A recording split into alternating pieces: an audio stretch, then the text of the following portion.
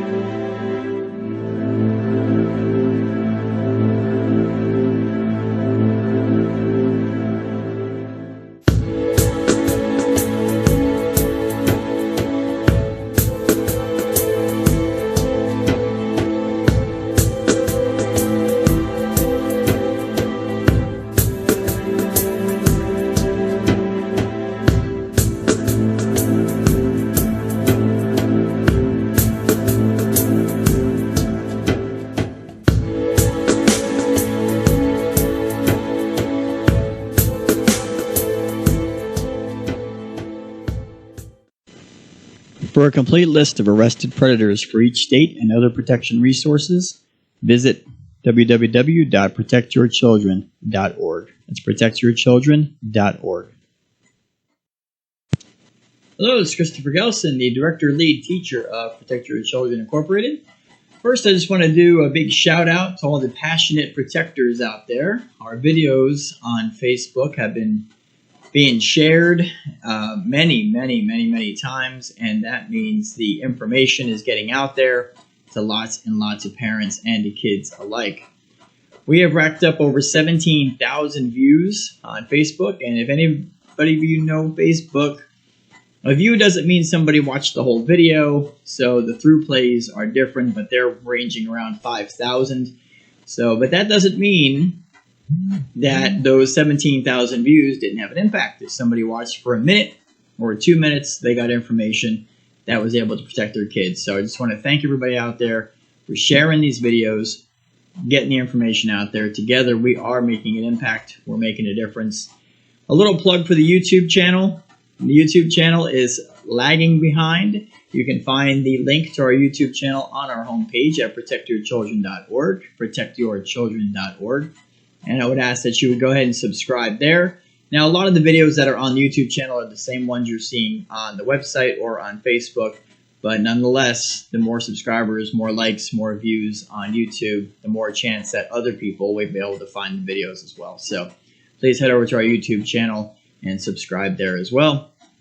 So this week, we're going to look at some of the kids that are at a higher risk of being molested and or kidnapped. Now, of course, any kid could be vulnerable. And, parents shouldn't just look at this list and say, oh, okay, well, my kid's not really on that list, so there's no problem. Of course not. But there are certain profiles of kids that predators look for. And we're going to go over the 10 different things that predators look for with a child that makes them think it's easier for them to either molest or kidnap. So let's jump into that, and I'll be right back for a few minutes after this. children that are at a higher risk of abuse. Though all kids can be at risk of child abuse, either physically forced or emotionally forced, there is a pattern of abuse among certain children. Abusers are afraid of getting caught and also afraid of being rejected by the child, which would lead them to being exposed. Therefore, they seek the profile of a child that makes them feel like the child could be easily tricked and taken advantage of. Now, some of the items in this profile are: number 1, a child from a broken or single-parent home. The abuser knows that there will be emotional pain that the child will not want to think of, so the abuser thinks the child will accept sex as a way to forget. Number 2, a child that dresses in a way that is revealing of their groin or buttocks areas. This attracts the potential abuser and also gives an indication that the child is not responsible with their body. For example, the pants being worn down off the hips so that their underwear or boxers are showing. Number 3, a child that has had their father or mother leave with little or no contact. Keeping in mind that abusers can be male or female, the statistics show that the majority are male. They understand that a male or female child will be longing to have male or female attention and emotional connection. The abuser will use that emotional void against the child. Number 4, a child that has too much freedom in their neighborhood for large amounts of time without the parents knowing their whereabouts. Abusers track and watch for children that don't appear to be well cared for or closely monitored by adults. Thus, they feel more secure in not getting caught. Number 5, a child that is easily trusting of every adult without caution. Though not all adults are looking to abuse children, if the child and parents aren't aware of warning signs, they will never suspect anyone. The abuser can see and sense this and feels more secure in trying to fool or draw the child into sexual situations. Children may want to trust easily and be around a male or female abuser in order to try and fill the space in their heart and life that is left from a father or mother leaving. Number 6, kids who have been exposed to pornography or sex in the home or online. Number 7, kids of parents that are not home for long periods of time, especially in the summer. Number 8, kids of parents that abuse drugs and alcohol. Number 9, kids that have private internet access on their phones or through their game consoles and have no parental controls in place. And number 10, kids whose parents do not monitor what apps are on their child's phone. All right, so those are the top 10 profiles of kids that predators are looking for. And again, that doesn't mean that if your child doesn't fall into one of those profiles that they're absolutely safe. So again, we encourage you to visit our website, protectyourchildren.org, and take advantage of all the free resources that are there, especially the guidelines. There are detailed guidelines on the website. One-click download, and you got the information in your hand. Go over the information with your kids. It will take about an hour to go over all the information because these aren't your one-liners. These are detailed guidelines that will help keep kids safe. It'll help educate parents, raise awareness, and also help kids that have been abused or find themselves in situations like that by confronting some of the lies that kids think that have been in abusive situations, and perhaps it can help them as well with that. And with that, I do want to announce that next week we will be doing a free giveaway. There'll be a video about that.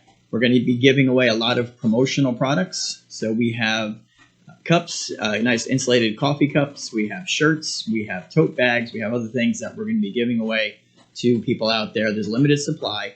And of course, we're doing that because passionate protectors out there who want to keep kids safe will enjoy these items, and they will also be displaying our website. It is a simple message on them. Basically says we're protecting children from predators. It's got our logo and it's got our website on it. So look forward to that. And there is a limited supply, but you will be able to put in a request for up to 2 items, and we will send that out to you free of charge. So we'll be looking forward to that. And I guess that's it for this week. So please visit our website, take advantage of all the resources that are there, and together we will continue to protect kids from child molesters and kidnappers. Thanks a lot. Take care.